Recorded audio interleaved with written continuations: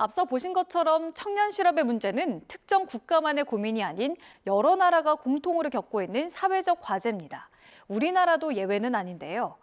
우리나라 청년 고용 시장의 구조적인 문제는 무엇인지, 또 청년이 마음껏 일할 수 있는 사회가 되기 위해서는 어떤 변화가 필요한지 김대호 글로벌 이코노믹 연구소장과 함께 얘기 나눠봤습니다.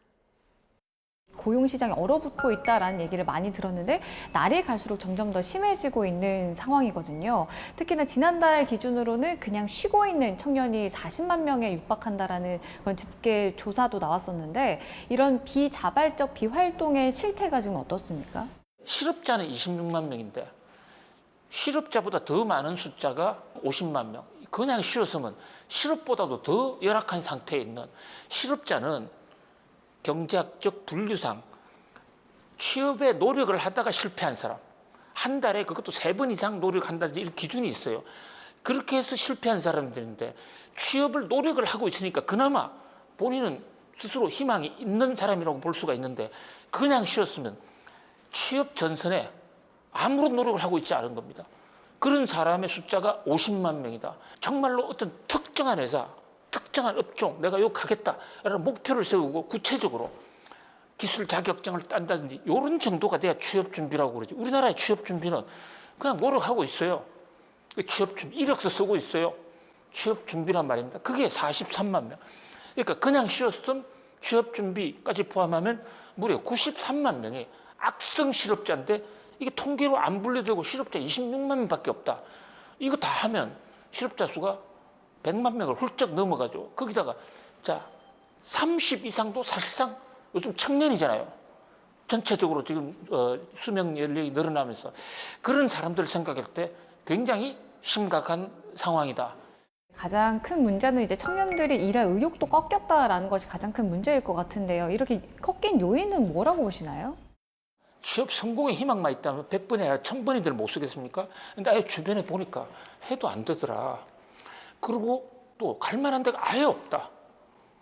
이건 이제 본인도 세상에 적응을 잘 못하는 측면이 있지만 우리 사회적으로 과연 기성세대들이 젊은 세대들에게 그 취업의 사다리를 제대로 놓아주고 있느냐 그런 관점에서 사회적으로 같이 좀 고민해 볼 대목이 있는 것이죠.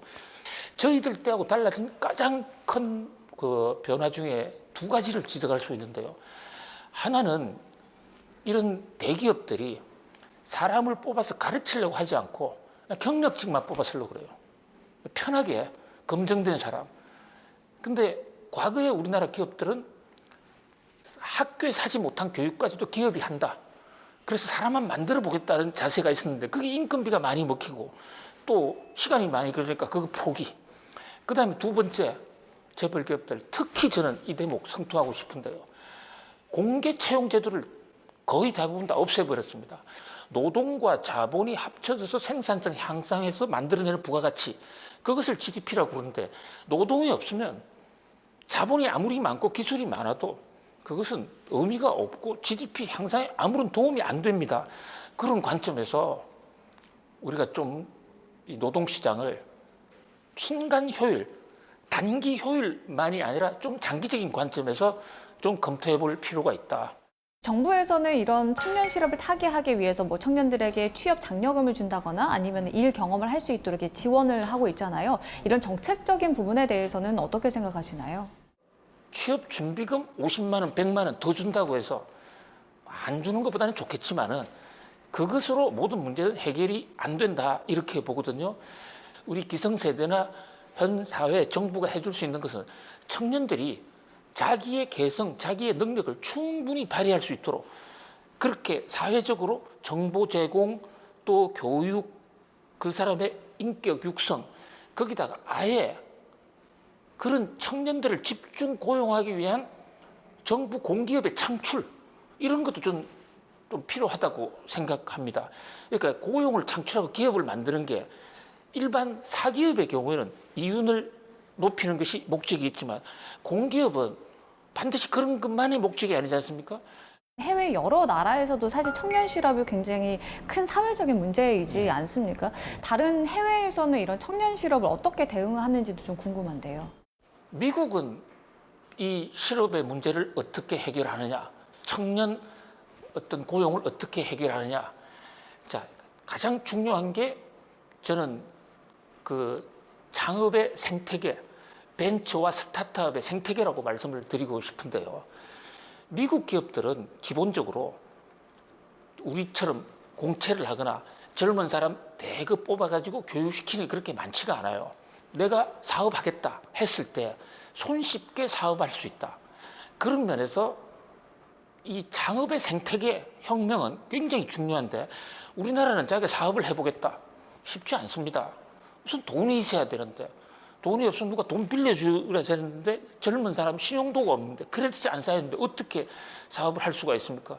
그런데 중국은 이제 제조업에서 고도 서비스업 산업으로 넘어가려는 이런 상황이다 보니까 그런 구조적 마찰적 실업이 세계에서 가장 심한 나라예요. 우리가 중국하고 비교하면 안 됩니다. 왜냐하면 우리나라가 이미 제조업에서 고도 산업 사회로 넘어가서 중국보다 30년이 앞서요. 그런 상황이기 때문에 우리나라가 중국하고 같은 청년 고용에 문제가 있다? 이것은 뭔가 우리나라의 쌈싱으로 잘못되고 있다고 볼 수가 있는 것이죠. 제일 중요한 것은 인식. 청년들이 일자리를 가져야 행복하다 라는 관점에서 사회가 발벗고 나서야 된다 이렇게 봅니다. 네, 지난달에 집계된 청년 백수는 무려 120만 명에 달한다고 합니다. 눈높이를 낮춰서 일해라 라고만 할 것이 아니라 청년들이 왜 쉴 수밖에 없는지 그 이유를 면밀하게 살펴봐서 일할 수 있는 환경을 만들어야 되지 않을까 싶습니다. 오늘 말씀 잘 들었습니다. 고맙습니다. 감사합니다.